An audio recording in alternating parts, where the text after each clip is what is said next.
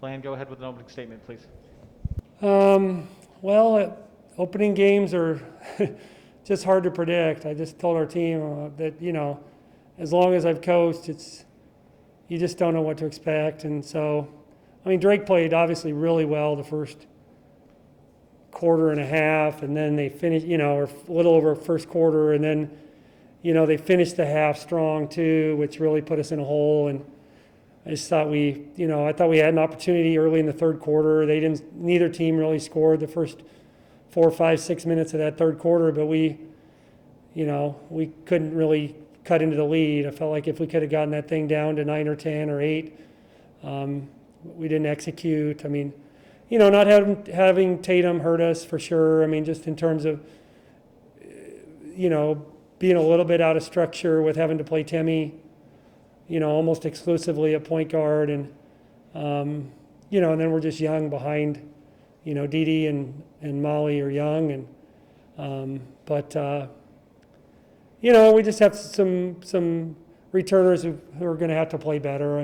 But it's first game. I thought, obviously, Emma was really good, and that was encouraging. And I thought overall our freshmen,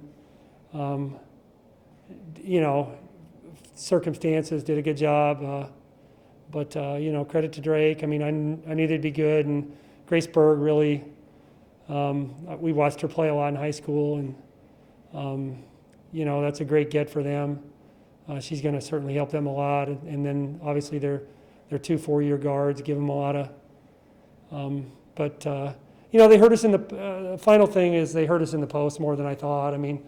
We felt like we were a little better equipped to guard them in the post than a year ago, and I thought they really hurt us, not just at the 4 and the 5, but they had some guard post-ups where they got some easy buckets. And so we worked on that, but evidently not enough. We'll go 3 questions for each of you. Matt, you start this time. How much prep time did you have to kind of brace yourself for not having as much experience as Tatum bringing you at the 1? I guess how long did it take you in the game to adjust without her? Did we ever adjust? We felt like she was going to play. So we really didn't find out until, was it yesterday morning maybe, that she wasn't going to be available. And that's huge in terms of just, like I said, just not just her skill and experience, but leadership. I thought Timmy was great in terms of the way she played and her leadership, but just not having that extra, 4th-year kid out there hurt us. Because out of timeouts, and we just didn't, when we tried to be a little more structured, we weren't able to do that. Tammy's played a lot of point guard in practice, but we need her to play off the ball more, and we need Tatum to get us in structure. And I just said the other thing that's tough is, and it's a really tough thing, but I'll just mention it, is we played in mass, and I think there's a communication gap that you have when you're masked versus a team that isn't masked. And we've harped on communication, but a lot of times we're like, okay, did they talk? Or I just didn't hear them because they're in mask. And then the other part is just, there's a little bit of a conditioning thing when you're in a mask. The good thing is we're less susceptible to quarantining on positive tests, but that's something that we've thought about. But I thought it was apparent. For instance, there were probably 3 times where I subbed and we had the wrong person go in, or they went in for the wrong person. So, and I know that's a first game sort of thing. Once in a while that'll happen, but it literally happened 3 times where I said, and we subbed a lot, so I get that we had more opportunities to screw it up. But I just think there's a little bit of a communication gap. And, obviously Drake's coaches are having to deal with that, but I'm interested in the kind of on-court communication. How much is the fact that we had a largely masked team, how much has that affected? John? Maybe that has something to do with just defense, I don't know, but what do you think on your side in terms of just like kind of trying to knock them off their rhythm? I mean, they just seem to be pretty crisp for the first quarter and a half, like you said. Yeah. Yeah, they were. I mean, Collier got off to a great start, and Berg got off to a great start, and you know, I mean, they did some really good things. I mean, Collier had made only, I think, 17 threes last year, and the 2 threes that she made early were not, well, they were deep threes. And you know, Burrich, I think, made 4 total threes last year.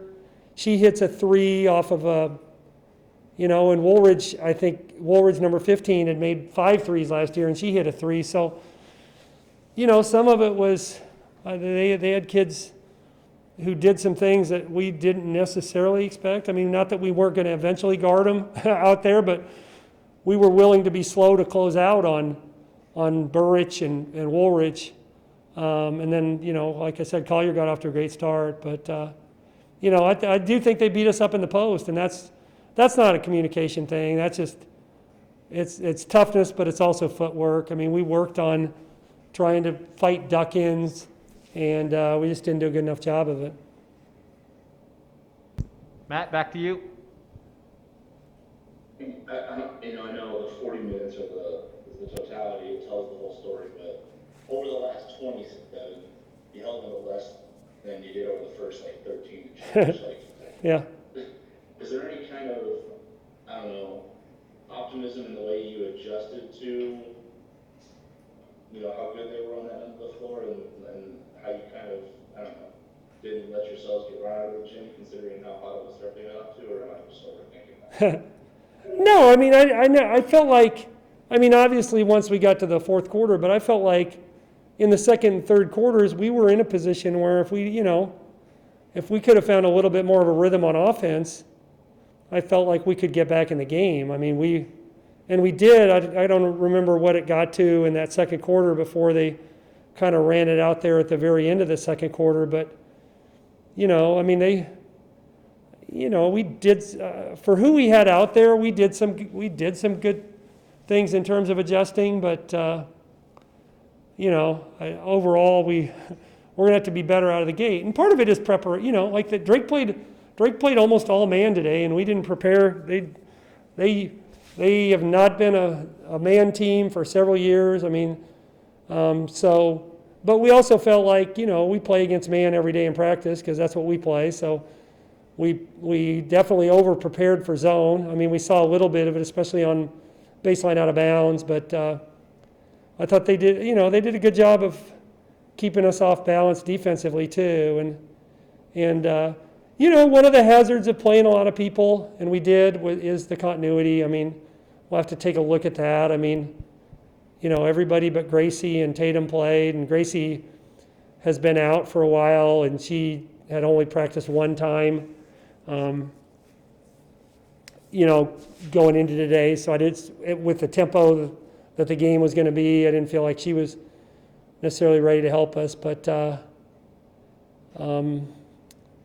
you know, we did hang in there, but we certainly are going to look at the film and see lots of opportunities to get better. John? You got nothing? Matt, one more question for you and we're all done. Because I know you're a philosophy guy, I just was curious, like... Keep it to less than 20 minutes. Your answer. There's an element to what you guys are trying to do right now that is more of like it's separate from the results, you know what I'm saying? Like, it's like you guys want to play so badly that you're almost so appreciative that you get the opportunity. Yeah. You know it can be taken away tomorrow or the next week and so on. It's going to be kind of a fluid situation until the vaccines have a chance to do what they do for the community. How do you process results like this from your competitive standpoint, while also still maintaining the perspective that you're playing a game that isn't going to be guaranteed to you tomorrow? Right. You know what I mean? Right, and that's what you tell your players. I mean, it is a gift, and it's, you know, there's been, I told them in my pregame that there's been there's been a lot of complications the last 8.5 months, and, but today's your opportunity for joy, and hopefully any opportunity that we get to play a game. And I think we've done a good job in practice of doing that lately. I feel like in the last 3-4 weeks, as we kind of pushed toward getting an opportunity to play, I felt like maybe it's just me, but just a little bit more excitement in practice about, okay, this is potentially going to happen, and so I think we've grown as I like what I've seen in terms of growth as a team, and appreciating it, and I think Temmie does a great job of that, and Tatum too, and and hopefully that trickles down throughout the team. But yeah, we know as I'm watching all the games get canceled and all the programs get shut down, there's a recognition that we're fortunate enough to put on a uniform and go out there and do what we like to do. All right, thank you, Flan. Thank you, guys. Thanks, you guys. See ya.